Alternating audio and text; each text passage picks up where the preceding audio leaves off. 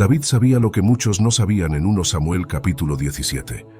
El ejército israelita enfrentó a los filisteos y a su formidable campeón Goliat durante una visita al campamento para ver a sus hermanos mayores. David encontró a Goliat por primera vez. La actitud de enfrentar y lidiar con cualquier cosa reconocida como peligrosa, difícil o dolorosa, en lugar de alejarse de ella, la calidad de ser intrépido o valiente, valor. Esta es la definición de coraje del Webster's New World Dictionary. El ejército de los filisteos se posicionó para la batalla cerca del valle de Elá, situado al suroeste de Jerusalén y cerca de Gat. Saúl y su ejército se reunieron en las proximidades, con el valle de Elá dividiéndolos. Un campeón llamado Goliat salió del campamento filisteo diariamente por 40 días, desafiando a los ejércitos de Israel y a enviarle un oponente digno. Vemos lo que sucedió con los israelitas cuando Goliat apareció. 1 Samuel 17:11. Cuando Saúl y todo Israel oyeron estas palabras de los filisteos, se desanimaron y tuvieron mucho miedo. Goliat no era para ser subestimado. El hombre era verdaderamente enorme, con una punta de lanza pesando aproximadamente 15 libras y una coraza pesando cerca de 125 libras. Él medía entre 9 y 11 pies de altura. Sería imprudente subestimarlo como oponente. Era normal que todos en el campo sintieran miedo. Hasta el rey estaba asustado. ¿Cómo pueden los soldados comunes tener coraje si el rey está asustado? En una ocasión, cuando David estaba trayendo suministros para sus 3 hermanos mayores en la línea del frente, escuchó las provocaciones del gigante y vio el miedo en el rostro de los soldados hebreos. David también podría haber estado asustado porque nadie lo respetaba. Primero, no fue respetado por su juventud. 1 Samuel 17, 26-30, Biblia amplificada. Entonces David habló a los hombres que estaban cerca de él. ¿Qué se hará por el hombre que mate a este filisteo y quite la deshonra de su provocación de Israel? Porque, ¿quién es este filisteo incircunciso que ha provocado y desafiado a los ejércitos del Dios vivo? Los hombres le dijeron lo que se haría por el hombre que lo matara. Ahora Eliab, su hermano mayor, oyó lo que él dijo al hombre, y la ira de Eliab ardió contra David, y le dijo: ¿Por qué has llegado aquí, y con quién dejaste esas escasas ovejas en el desierto? Conozco tu arrogancia, tu exceso de confianza y la maldad de tu corazón. ¿Por qué has descendido para presenciar la batalla? Pero David preguntó: ¿Qué he hecho ahora? No fue más que una pregunta inocente. Entonces David se apartó de Eliab y se dirigió a otra persona para hacer la misma pregunta, y las personas le dieron la misma respuesta que la primera vez. Su hermano pensó que era solo un chico buscando emociones. Además, el rey Saúl consideró que David era demasiado joven para enfrentarse a Goliat. 1 Samuel 17, 31-33, versión amplificada de la Biblia. Cuando Saúl escuchó las palabras que David pronunció, los hombres se las informaron, y Saúl lo mandó llamar. David dijo a Saúl: No permitas que el ánimo de ningún hombre decaiga por causa de Goliat. Yo, tu siervo, iré y pelearé con este filisteo. Saúl le respondió a David: No eres capaz de ir contra este filisteo y luchar contra él, porque eres solo un joven, mientras que él ha sido un guerrero desde su juventud. Después de un tiempo, Saúl aceptó el desafío de batalla entre Goliat y David. 1 Samuel 17, 31-33, versión amplificada de la Biblia. Uno podría pensar que después de esto, David sería respetado, pero incluso Goliat, la causa del problema, lo menospreció. 1 Samuel 17, 41-43. El filisteo se acercó a David con su escudero a su lado, y al ver a David, lo ridiculizó y menospreció porque era solo un joven con una apariencia delicada y atractiva.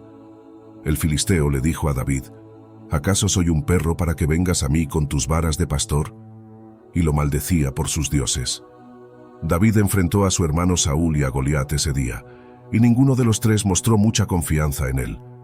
Pero ¿por qué David continuó avanzando y enfrentando todo el desprecio en cada momento? Algunos nos desprecian por diversas razones. Para algunos puede ser debido a la edad, ya sea que seamos jóvenes o viejos. No permitas que nadie te menosprecie por ser joven, sino sé un ejemplo y establece un estándar para los creyentes en palabra, conducta, amor, fe y pureza moral. 1 Timoteo 4:12. Es triste ver cómo algunas personas menosprecian a los jóvenes de forma involuntaria, etiquetándonos y dudando de nuestras habilidades. Sin embargo, debemos recordar que Dios no se comporta como los hombres. En ocasiones, nosotros mismos dudamos de nuestras propias capacidades. A veces, nos parecemos a los antiguos israelitas que, al escuchar el informe negativo de los 10 espías acerca de la tierra de Canaán, vieron a los Nefilim, los hijos de Anak, que formaban parte de los Nefilim. Nos sentimos como saltamontes ante nuestros propios ojos y de la misma forma éramos vistos por ellos. Números 13, 43. La pregunta que surge es, ¿por qué David no se aterrorizó ante Goliat, cuando todo el ejército de Israel, incluyendo a Saúl, estaba tan temeroso? La primera razón es que David confiaba en el verdadero y vivo Dios. 1 Samuel 17:26, versión amplificada de la Biblia. Entonces, David se dirigió a los hombres que estaban cerca de él y les preguntó, ¿qué se hará por el hombre que mate a este filisteo y elimine esta deshonra de Israel? Porque ¿quién es este filisteo incircunciso que ha desafiado y provocado a los ejércitos del Dios vivo?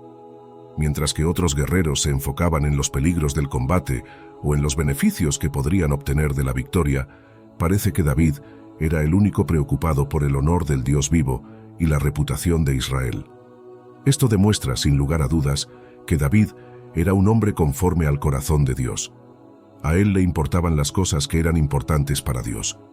David veía el problema desde una perspectiva espiritual, no material o carnal. Cuando los hombres de Israel decían, este hombre, David decía, este filisteo incircunciso.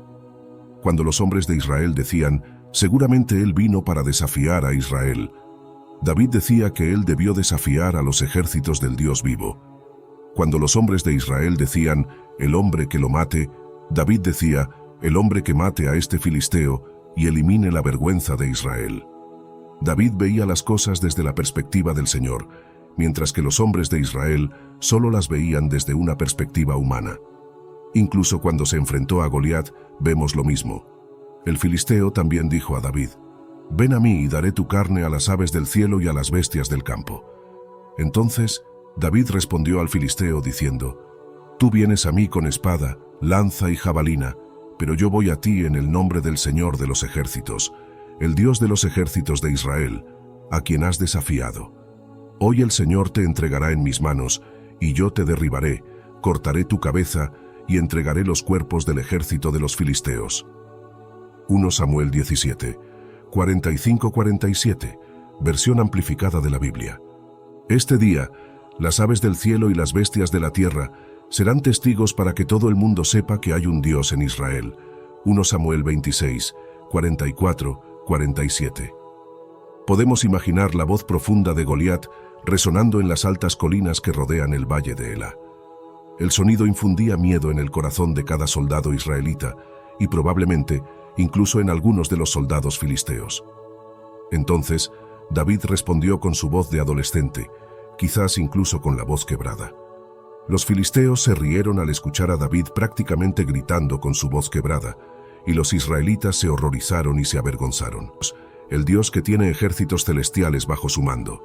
Soy un hombre enviado, un hombre en una misión de Dios. Leemos, este día el Señor te entregará en mis manos. David muestra su creciente confianza al decirle a Saúl que matará a Goliat. Es una cosa completamente diferente decirle a Goliat que lo matará y decir que el Señor lo hará en este día. Al añadir, yo te derribaré y cortaré tu cabeza, David describe vívidamente lo que sucederá. David fue cuidadoso al decir que el Señor te entregará en mis manos. David fue valiente, pero su valentía venía de su fe en Dios. Él entendía que el Señor estaba en control del conflicto. Todo este incidente hizo famoso a David. Sin embargo, su motivación no era el beneficio personal. Actuó por el deseo de honrar y glorificar al Señor en lugar de buscar reconocimiento para sí mismo. Su objetivo final era difundir el mensaje de que hay una presencia divina en Israel que debe ser reconocida por todos. Leemos, Él te entregará en nuestras manos. Observa nuevamente la humildad de David. No dice, Él te entregará en mis manos. David sabe que esta fue una batalla de todos, que él luchó en nombre de todo Israel. Si ellos no confiaban en el Señor, David confiaría por ellos. Nuestra confianza inquebrantable en Dios nos capacita para resistir al y a sus tentaciones. 1 Juan 5:4, Biblia amplificada. Porque todo aquel que ha nacido de Dios vence y supera al mundo, y esta es la victoria que conquistó y superó al mundo. Nuestra fe persistente y continua en Jesús, el Hijo de Dios. La segunda razón por la cual David tuvo coraje fue que se basó en experiencias pasadas en las cuales Dios lo cuidó. Así es como David respondió a Saúl cuando el rey dudó de él. 1 Samuel 26, 44-47, Biblia amplificada. David dijo a Saúl: «Estaba cuidando las ovejas de mi padre cuando un león o un oso vino y tomó un cordero del rebaño. Yo fui tras él, lo ataqué y rescaté el cordero de su boca. Cuando se levantó contra mí, lo tomé por la melena y lo maté. Tanto al león como al oso los mató tu servidor. Y este filisteo incircunciso será como uno de ellos, pues ha provocado y desafiado a los ejércitos del Dios vivo». David afirmó que el Señor lo había liberado de las garras del león y del oso, y que también lo liberaría de la mano de aquel filisteo. Saúl le dijo a David: «Ve y que el Señor esté contigo». Saúl simplemente estaba señalando que él había sido un soldado por más tiempo del que David había estado vivo. ¿Cómo podrías posiblemente vencerlo? Esto demuestra que Saúl consideraba solo los aspectos físicos de la batalla, descuidando la dimensión espiritual. Ese es generalmente el patrón de Dios para la preparación. Él nos llama a ser fieles exactamente donde estamos y luego usa nuestra fidelidad para realizar cosas mayores. Si David hubiera retrocedido al ver al león o al oso, no estaría preparado para enfrentar a Goliat, pero fue confiable en ese momento y será confiable ahora. David aumenta su audacia conforme avanza la historia. Primero dijo que alguien debería luchar contra Goliat por una causa justa, luego dijo que él mismo lucharía contra Goliat, y ahora dice que lo matará. David no tenía idea de que estaba siendo enseñado a enfrentar a un gigante cuando era un pastor luchando contra leones y osos. Rara vez reconocemos el propósito de Dios en nuestra preparación, pero David puede consolarse con el hecho de que el Señor siempre provee para él y continuará haciéndolo. David entendió que la ayuda pasada de Dios era un signo de la ayuda futura de Dios. Saúl también lo sabía. Saúl tenía confianza en Dios porque él lo había respaldado en el pasado. En mi primer juicio, nadie estuvo a mi lado o me apoyó. Todos me abandonaron. Pero que eso no se cuente en su contra ante Dios. Sin embargo, el Señor estuvo a mi lado, fortaleciéndome y capacitándome para que a través de mí se proclamara plenamente el mensaje del Evangelio, para que todos los gentiles lo escucharan. Fui rescatado de la boca del león. El Señor me rescatará de todo ataque maligno y me llevará con seguridad a su reino celestial. A Él sea la gloria por siempre.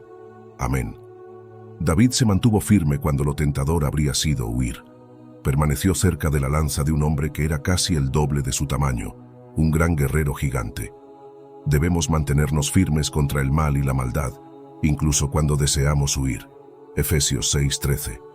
Por lo tanto, revistámonos con toda la armadura de Dios, para que podamos resistir y mantenernos firmes con éxito en el día del mal y del peligro. Y habiendo hecho todo lo que la crisis exige, permanezcamos firmes en nuestro lugar, totalmente preparados e inmóviles, victoriosos. David tuvo éxito cuando todos pensaban que no lo tendría. 1 Samuel 26, 48-51. Cuando el filisteo se levantó y avanzó hacia David, éste corrió rápidamente hacia la línea de batalla para enfrentarlo. David puso su mano en su bolsa, sacó una piedra, la lanzó con la honda y golpeó al filisteo en la frente. La piedra se clavó en su frente y cayó de cara al suelo. Así, David triunfó sobre el filisteo con una honda y una piedra, derribándolo y matándolo. Pero David no tenía una espada en su mano. Entonces corrió, se paró sobre el filisteo, tomó su espada, la sacó de la vaina y lo mató, cortando su cabeza con ella. Cuando los filisteos vieron que su poderoso campeón estaba muerto, huyeron. Al final de la batalla fue David, y no Goliat, quien obtuvo la victoria. Podemos estar seguros de que Dios nos llevará a la victoria si caminamos por fe. Romanos 8:31, Biblia amplificada. ¿Qué diremos entonces a todas estas cosas? Si Dios está con nosotros, ¿quién podrá tener éxito contra nosotros? Primera de Corintios 15, 57 también afirma: pero demos gracias a Dios, quien nos da la victoria como vencedores a través de nuestro Señor Jesucristo. Como seguidores de Cristo, debemos tener la valentía de obedecer como Abraham, servir como Josué, reprender el pecado como Esteban y hablar la verdad como Pablo. David se mantuvo firme cuando todos le aconsejaban huir y conquistó una gran victoria para el pueblo de Dios. Nosotros también nos mantendremos firmes por Dios, siguiendo a Jesús y defendiendo lo que es correcto, levantando su estandarte en medio del combate más intenso. Quienes sigan a Jesús, ¿quién responderá? Aquí estoy, Señor, dispuesto a ser valiente. El coraje significa mantenerse firme cuando todos desean huir, hablar cuando todos tienen miedo de hacerlo, actuar cuando todos están paralizados por el temor, y mantener nuestro carácter y nuestra integridad moral cuando todos están tentados a comprometerlos. Necesitamos comprender algo. Todos experimentamos el miedo en algún momento. Sin embargo, el coraje implica superar nuestros sentimientos de miedo y dar un paso adelante para hacer lo que sabemos que es correcto. Dios obra milagros a través de aquellos que se entregan a Él, y Él hará maravillas a través de ti. ¿Cuáles son las motivaciones por las cuales debes tener coraje? En primer lugar, perteneces a Jesús. Por lo tanto, no temas. En segundo lugar, Dios te vindicará. No tengas miedo porque lo oculto será revelado, y lo que haces y dices de Jesús en privado será públicamente justificado. En tercer lugar, ni siquiera la muerte puede dañarte, como se menciona en Mateo 10:28. No temáis a los que matan el cuerpo, pero no pueden matar el alma. Tu alma está en juego cuando buscas la aprobación de los hombres, pero lo peor que pueden hacer es enviar tu ser eterno al paraíso. En cuarto lugar, Dios siempre está cerca de ti, incluso los cabellos de tu cabeza están contados. Esto demuestra una atención real, cercana, cuidadosa e íntima de parte de tu Padre Celestial. Él no está lejos cuando estás sufriendo, Él te ama y está cerca de ti. En quinto lugar, Dios gobierna tu vida con manos amorosas.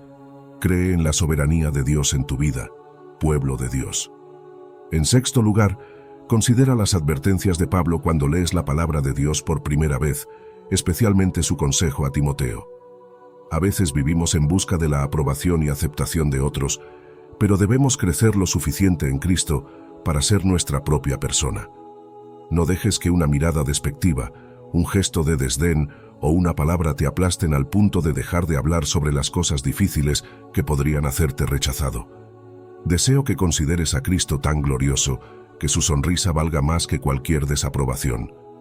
Segunda de Timoteo 4:3 dice: porque vendrá un tiempo en que las personas no tolerarán la sana doctrina y la instrucción precisa que desafía con la verdad de Dios.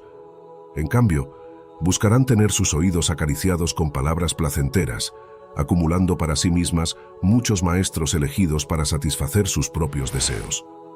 Estos maestros apoyarán los errores que sostienen y desviarán sus oídos de la verdad, volviéndose hacia mitos y ficciones humanas, aceptando lo inaceptable.